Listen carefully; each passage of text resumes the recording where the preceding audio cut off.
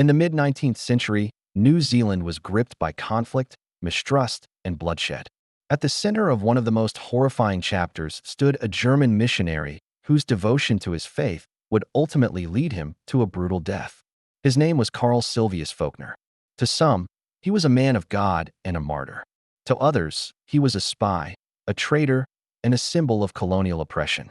This is the chilling story of Völkner's death in 1865, a story that shook the colony to its core and left scars that still linger in New Zealand's history. Carl Sylvius Völkner was born in 1819 in Germany. Drawn to missionary work, he traveled across the world to New Zealand, arriving in the 1840s. Settling in the Bay of Plenty, he ministered to the Maori of Ōpōtiki, building St. Stephen's Church and living among the people he hoped to convert. But Völkner's role was not seen as purely religious. Many Maori came to believe that missionaries were passing intelligence to the colonial authorities. Letters from Völkner to Auckland officials seemed to confirm these suspicions. To some, he was not only preaching the Bible, but betraying his parishioners. By the 1860s, New Zealand was at war. Land confiscations, broken promises, and the spread of European settlement created deep resentment.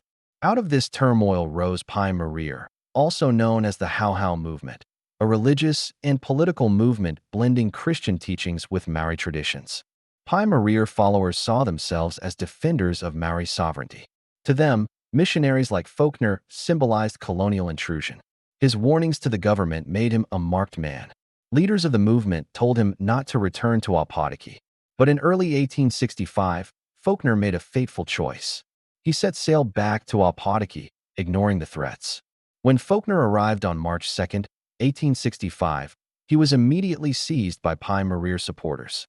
The once friendly congregation now viewed him with suspicion and anger. His pleas for mercy fell on deaf ears. He was brought to his own church, St. Stephen's, where his captors debated his fate. In a chilling act of symbolic justice, they condemned him to death. In front of the willow tree outside the church, the sentence was carried out. Völkner was hanged, his body swaying in the place where he had once preached sermons of peace. But the horror did not end there. In a ritual act, his head was severed. According to reports that spread across the colony, his eyes were swallowed by a Pai Mārire prophet who claimed to gain Völkner's spiritual vision. Some accounts even allege that parts of his body were consumed. For European settlers, these acts were seen as barbaric, shocking proof of savagery. But to many Maori, it was an act of resistance against a man they believed betrayed them. The killing sent shockwaves through New Zealand. The colonial government responded with brutal force. Military expeditions swept through the Bay of Plenty, burning villages, confiscating land, and executing suspected rebels. One leader, Ōpōtiki, was captured years later and executed for his role in Völkner's death. To the Crown, this was justice. To Maori, it was vengeance. The Völkner incident became a turning point in the New Zealand wars, fueling bitterness on both sides. Today, the story of Carl Völkner remains controversial. Some remember him as a martyr, a missionary who gave his life for his faith. Others see him as a collaborator, a man who betrayed his flock by siding with the colonizers. In 1992, more than a century later, the New Zealand government officially pardoned Ōpōtiki, recognizing the injustice of his trial.